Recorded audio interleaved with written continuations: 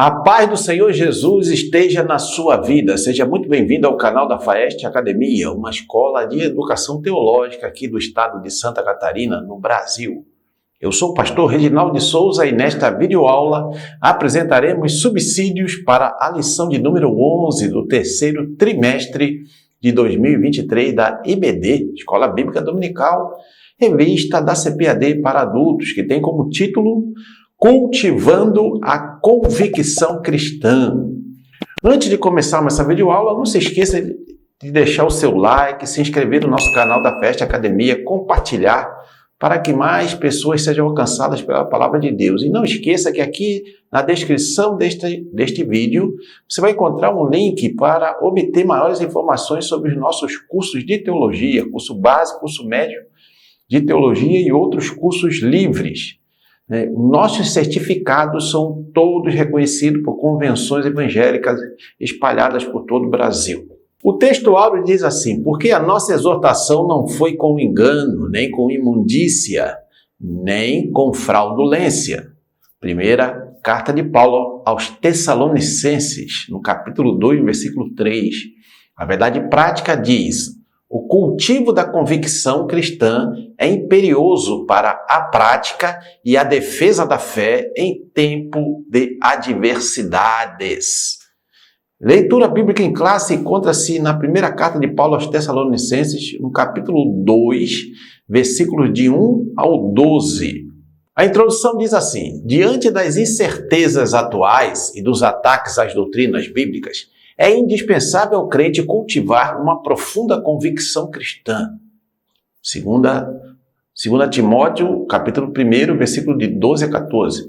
Não cabe ao salvo esmorecer, enfraquecer em meio às tribulações, mas prosseguir confiante pelo prêmio da soberana vocação. Nesta lição, estudaremos os aspectos espiritual, moral e social que formam a convicção de nossa fé cristã. O objetivo é despertar em cada cristão o desejo de ser um autêntico embaixador de Cristo em um mundo de trevas. Então, nesta lição, o comentarista vai trabalhar este tema da convicção cristã. E vai ser desenvolvido ao longo desta lição.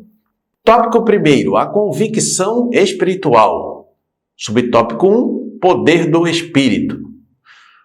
Por orientação divina, o Evangelho foi proclamado na Europa. Paulo teve uma visão em que um homem lhe dizia: passa a Macedônia e ajuda-nos. Atos, capítulo 16, versículo 9.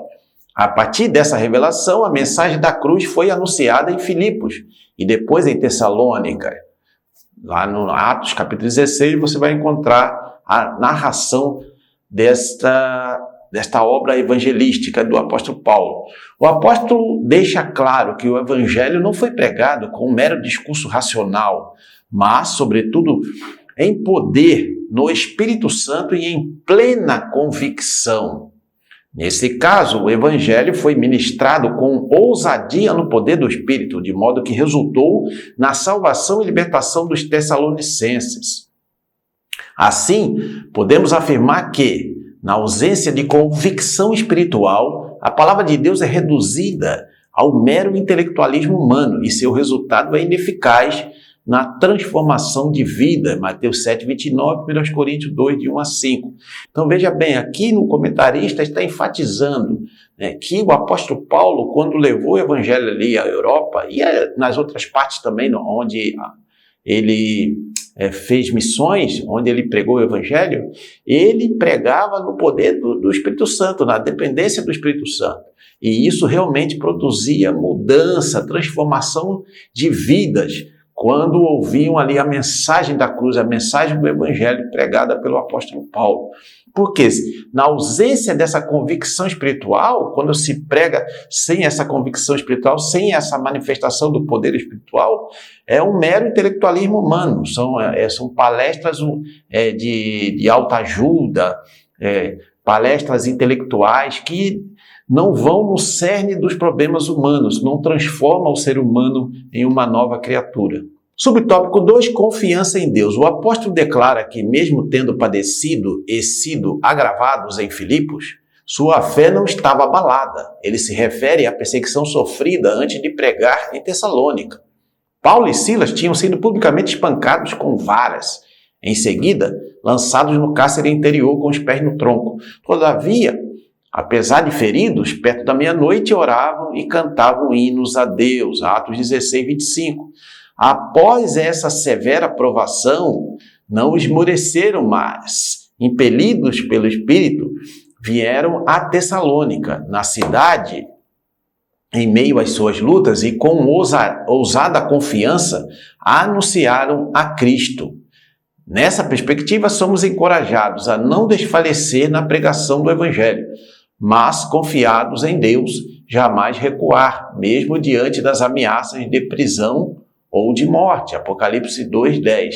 Então aqui o comentarista está dizendo que o apóstolo Paulo, juntamente com seu auxiliar Silas, começaram a pregar ali na Europa, em Filipos. E ali eles foram perseguidos, sofreram ali a punição foram espancados com varas, foram aprisionados, colocaram os pés deles no tronco, mas ali à meia-noite, ou perto da meia-noite, eles estavam orando e cantando hinos a Deus e aconteceu um tremendo terremoto naquele lugar. Muito bem, essa narrativa você vai encontrar em Atos capítulo 16, versículo 25. Ali no capítulo 16, narra essa história ali em Filipos. Depois de Filipos, então, depois que eles saíram de Filipos, eles foram para Tessalônica. E ali eles continuaram pregando o Evangelho, sem medo, sem temor das autoridades, dos inimigos do Evangelho. E da mesma forma nós devemos fazer hoje, diante das lutas, das perseguições que estão começando a se avolumar contra a Igreja de Cristo, nós temos que prosseguir pregando o verdadeiro Evangelho do Senhor Jesus Cristo para que vidas sejam transformadas. Tópico 3. Fidelidade na pregação. O apóstolo dos gentios assegura que o evangelho anunciado em Tessalônica não foi com engano, nem com imundícia, nem com fraudulência, que é o nosso texto áureo. Mostra que a doutrina cristã não procede de fábulas inventadas, condutas imorais ou de artifícios para seduzir as pessoas a crerem em mentiras.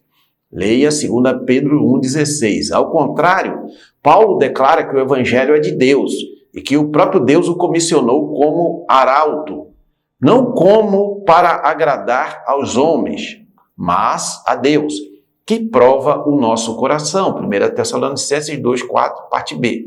Dessa forma, o propósito do apóstolo não era o de satisfazer seus ouvintes com falsos discursos.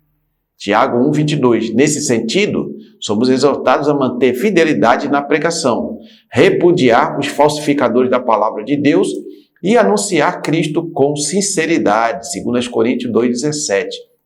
Então, veja bem, aqui o apóstolo Paulo está dando um exemplo para nós que pregamos o Evangelho nesses tempos odiernos, de que nós não devemos de falsificar a palavra, nós não devemos pregar o Evangelho com más intenções, com intenções escusas, com intenções gananciosas, de querer nos favorecer, queremos ter algum tipo de lucro daquilo que nós fazemos no reino de Deus. Nós devemos pregar com fidelidade, com sinceridade, com honestidade, para que a obra de Deus seja realizada na vida daqueles que estão nos ouvindo.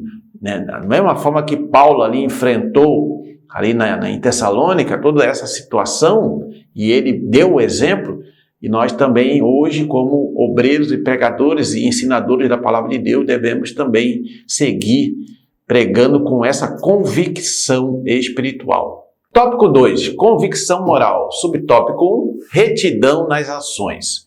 A conversão opera a transformação moral na vida do crente salvo, 2 Coríntios 5,17. Desse modo, a Bíblia orienta, dentre outras recomendações, a deixar a mentira e falar a verdade, Efésios 4,25. Deixar o furto e ser honesto, Efésios 4:28.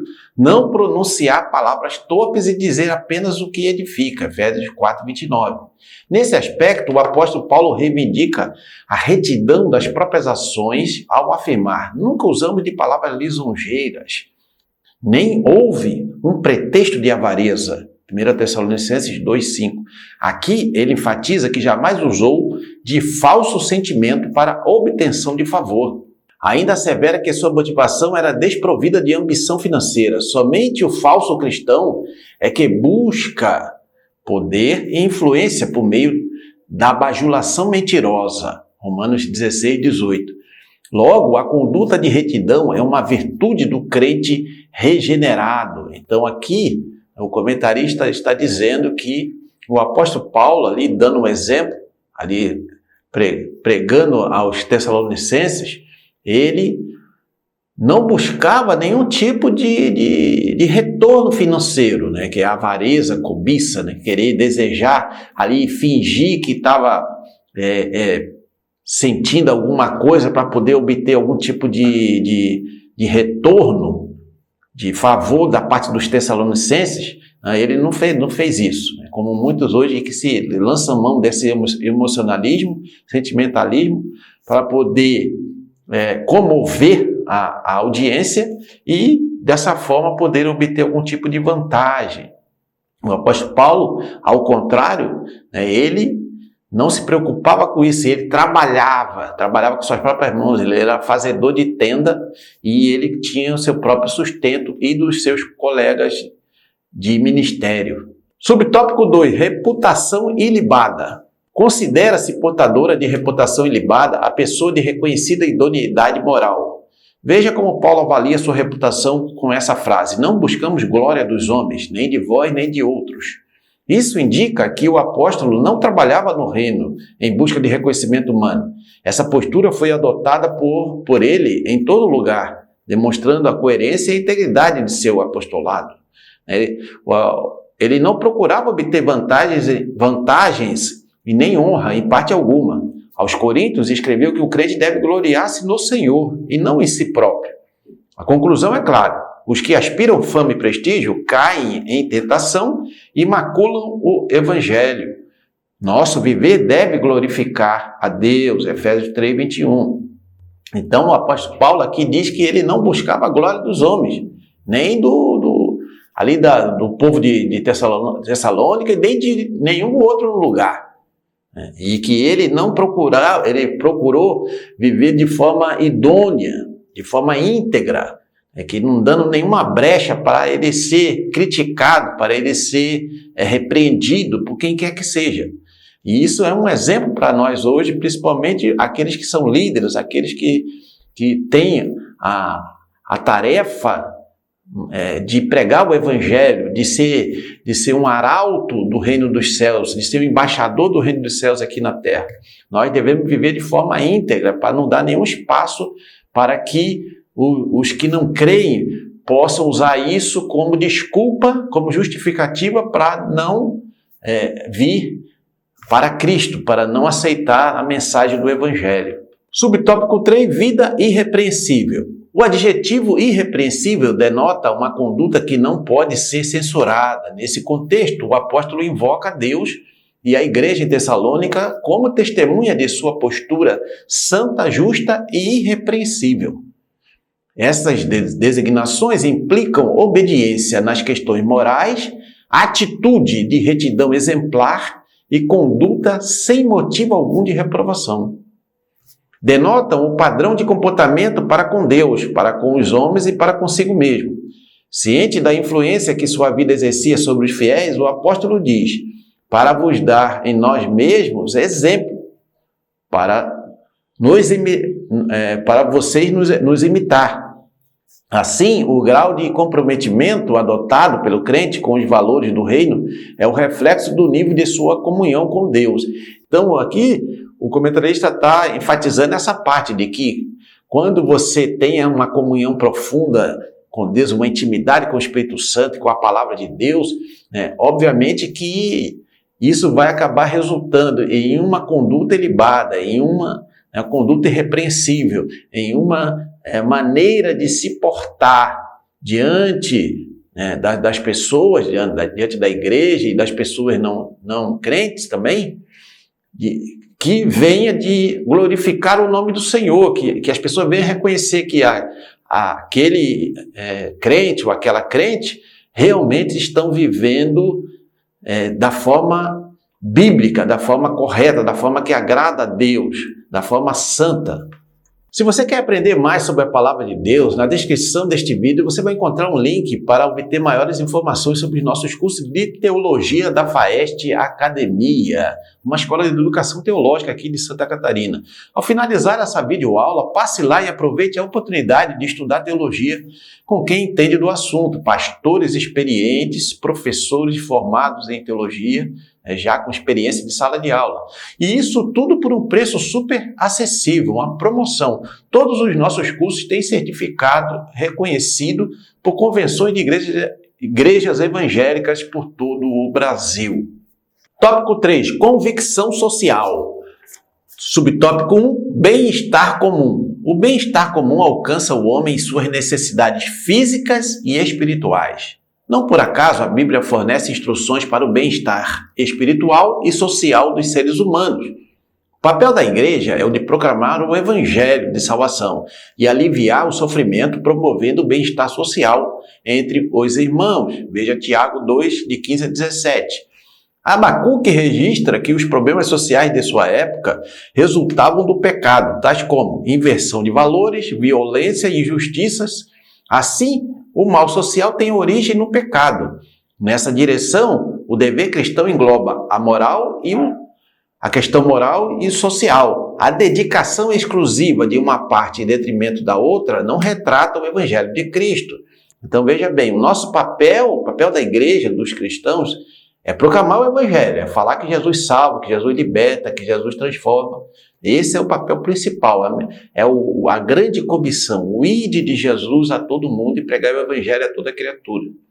Mas também nós temos muitas instruções bíblicas para cuidar da parte das necessidades sociais que as pessoas têm. Não só, obviamente, os domésticos na fé, os nossos irmãos e irmãs em Cristo Jesus, mas também aquelas pessoas com quem nós temos algum tipo de contato e que se estão necessitadas de alguma coisa, é dever da igreja também estender a mão e ajudar. E assim nós estaremos promovendo os valores corretos do reino de Deus e abençoando a vida das pessoas.